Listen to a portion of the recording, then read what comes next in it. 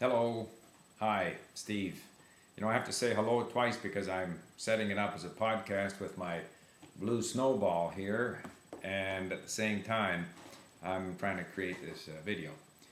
I recently posted on my blog, The Linguist on Language, that there was a person writing in the National Post here, a Canadian newspaper, who was a little critical of Barack Obama for suggesting that Americans should learn more languages.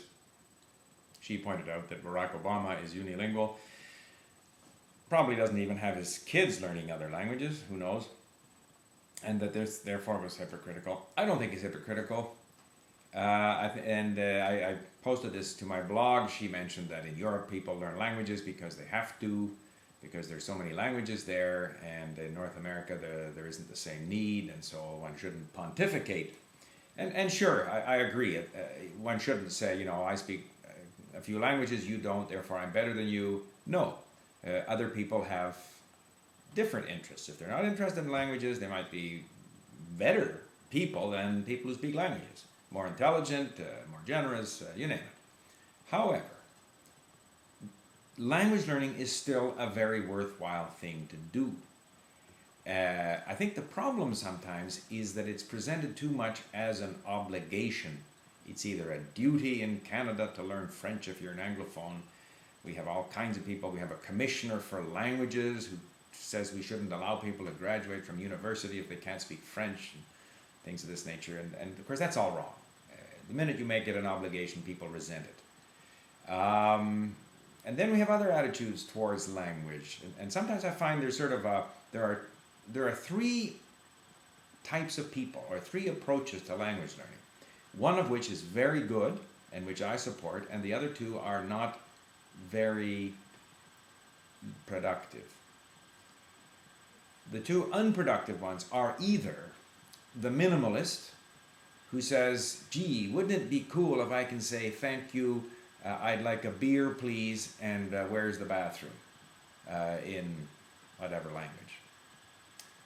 And at the other end, the other extreme is the perfectionist, who is frustrated because they can't say everything they want to say in the language they're learning. And to me, the successful language learners are those that are in between. To me, it's perfectly useless to learn to say 10 phrases in a language. I have never found that I could go to a country, and I've tried. If I'm in Indonesia or if I was in, Latvia, I will inevitably buy a phrase book, look through it, try to say those things, but I have no sense of what I'm saying. The person either doesn't understand me or comes back in Latvian, Indonesian, and I'm lost. So to me, that is just a false dream that you can somehow pick up 15 handy phrases and actually do something with it. I don't believe in that. Some people might, that's fine. I don't. And I think I mentioned on my blog that I think language learning is a bit like gardening. Only in the sense that it's a very enjoyable habit, it's very good for one, and there is something positive and constructive that comes out of it, like a garden, or like the ability to communicate. So if you're going to have a garden, you're not just going to plant 3 flowers and leave. That's not a garden. You have to continue to cultivate the garden, plant more plants or flowers, remove weeds. I mean, there's an ongoing activity there. I incidentally enjoy gardening while listening to language audio books on my iPod, but that's another connection between gardening and language. Now, at the other end of the other extreme is people who are perfectionists. I'm always frustrated because I can't pronounce this, or because I don't feel comfortable communicating with people, and so forth. And to me, that's just silly. You will never be as comfortable in a second language. Whatever your level is on that gradual progression from 0 to comfortable fluency, wherever you are, be happy. Be happy. As long as you are cultivating your garden may not be as nice as the garden next door. That doesn't make it a lesser garden. It doesn't take away from your enjoyment of the garden. So I think it's very important to be in that middle ground. And I find when I see sometimes YouTubes where people are introducing languages, and it's along the lines of, they'll be speaking in English and they'll say, well, how do we say I in French?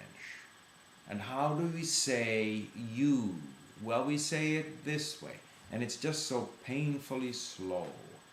Now, for people who are intimidated by learning a new language, I'm sure this is a good thing. And I know those kinds of podcasts are extremely popular. But I could never learn a language that way. Again, the approach we take at Link is listen to something very simple, 30 seconds, 15 seconds. The beginner stuff, we have it in both the target language and in a variety of other languages, one of which hopefully is a language understood by the learner. Listen over and over again. Listen to the language. You'll eventually figure out which is I and which is you, and your brain will start to identify these patterns.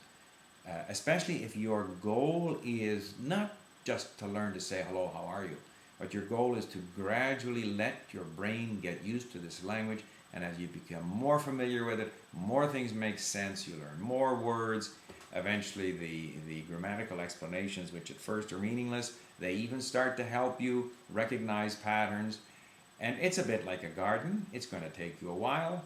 The garden, the first year, I can't remember, the first year it crawls, the second year it grows, and the third year it leaps or something. I mean, language learning is a bit like this. It's a cumulative, it's a snowball. It's getting bigger and bigger and bigger all the time. And the growth can be all of a sudden quite amazing when you suddenly feel, hey, I can understand that. I didn't understand that 3 months ago. So, yeah, just a brief comment there, I guess, that language learning shouldn't be an obligation. Language learning is it can be, with the right approach, a very enjoyable activity, a very beneficial activity. It's good for the brain. And my preference is to not content yourself with the sort of hello, how are you, and wow, look at me, I can say things in 10 languages, but all I can say is hello. And at the other end, no, don't impose on yourself some obligation to be perfect. Make mistakes. As long as you can communicate, that's the goal.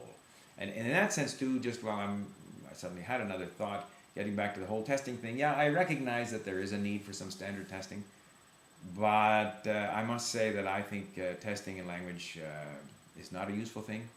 The only thing that you should measure, if I were a student, the only thing I would measure is the student spending the time with the language. Some people will learn faster, some will learn slower, more slowly. Some things will fall into place earlier, some things will fall into place later. The only thing you should really be worrying about is this person listening, is this person reading, is this person enjoying himself or herself, are they spending the time on the task? And that's the only thing that really matters. Anyway, I might just do this in French or in some other language as well.